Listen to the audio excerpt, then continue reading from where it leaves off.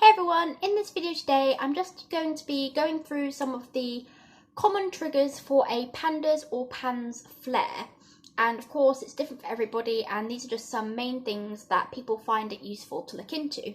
So the first one is obviously strep.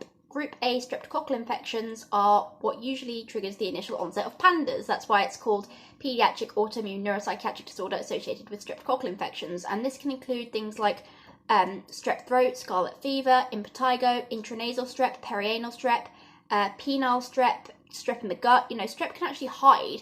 It's not always in the throat. Like, some people get a throat swab, but that doesn't always detect it. So some people have to have a blood test, such as to get their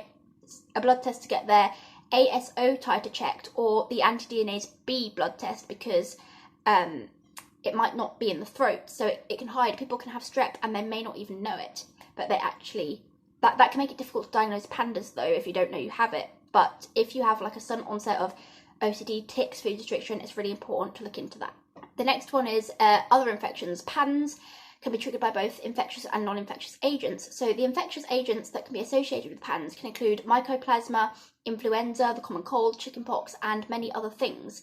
So again, it's important to rule different things out. And PANS itself is a clinical diagnosis, so you don't necessarily need to find the triggering factor for the diagnosis, as it's done by checklist. However, it can help with treatment to know if you need antibiotics or antivirals or something like that.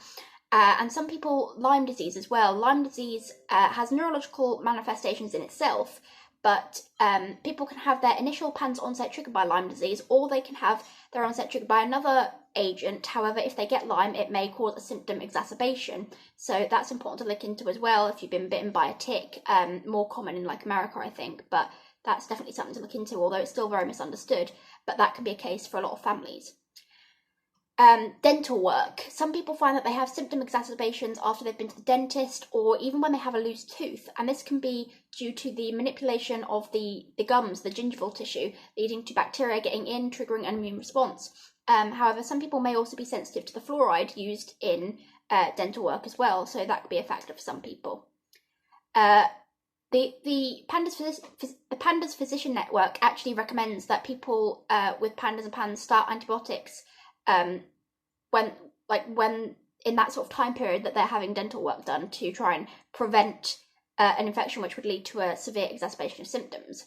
The next one I wanted to discuss is mould. Now, mould is something that contributes to immune dysregulation. A lot of people have mould in their homes and don't realise it. It can be where there's moisture, so windows, sometimes down the wall, under the bed. It's, you know, a lot of people have it and don't realise. Even in the carpets, it can hide. And mould releases mycotoxins, which can cause a lot of harm to the body, and it contributes to immune dysregulation.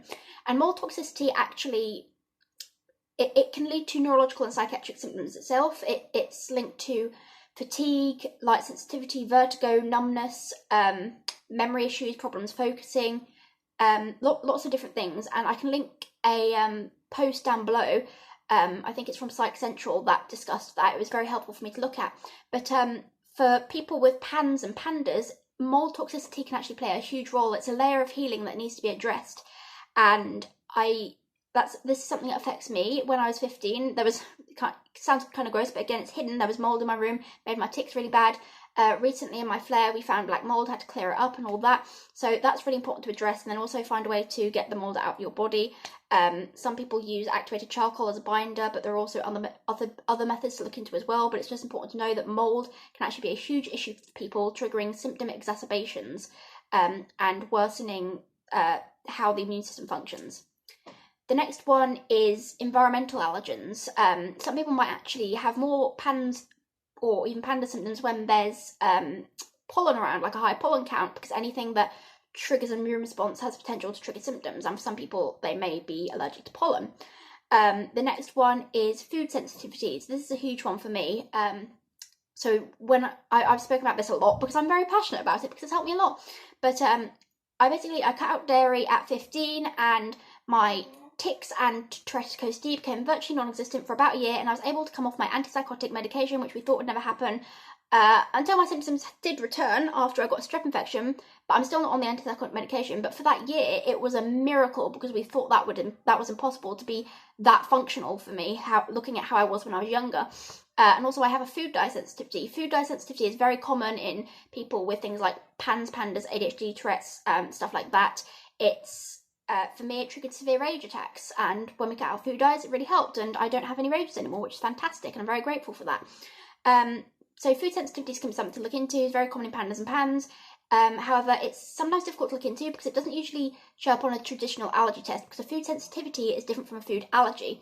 So the food sensitivities are usually delayed reactions, and they have different antibodies involved, such as immunoglobulin G, IgG, and that means that it can be difficult to address, because for me, for example, food dyes trigger reactions 6 hours after consumption, dairy about half an hour. So it's not, that immediate. So some people do keep a journal. For me, it was looking for patterns. We found it. Some people go on an elimination diet, and some people seek the help of a naturopath or a nutritional therapist or an integrative medicine doctor, environmental physician, just someone who can assist with that, because that can be really helpful as well. Another trigger can be stress. So PANS, as I said, it has both infectious and non-infectious triggers, and one of those triggers can actually be psychosocial stress in a small percentage of cases, and stress makes symptoms worse anyway.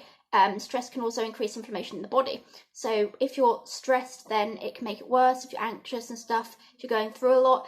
Also, excitement for me is also something that exacerbates my symptoms. Doesn't necessarily trigger a flare, but if I'm in a flare and then I'm excited, it will exacerbate it.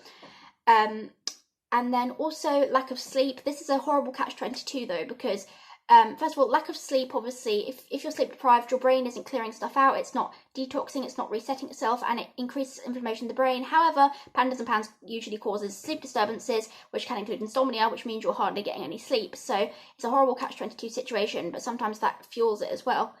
But yes, it's important to know that if you have PANDAS, which is the initial onset triggered by strep, it doesn't mean that you don't have other triggers such as mould or food sensitivities, because I have PANDAS, but I also have those triggers as well. It's kind of like the strep just set it all off. But I think it's really important to look into a variety of different factors and see what contributes to your own case and find what works for you, so that you can have, so that you can have a better quality of life and improve your well-being, so that your symptoms don't cause as much stress, and so that you can prevent flares from happening or know what's triggering them, so that you can address that. I hope this is interesting, and I hope that it's helpful. Thank you for watching.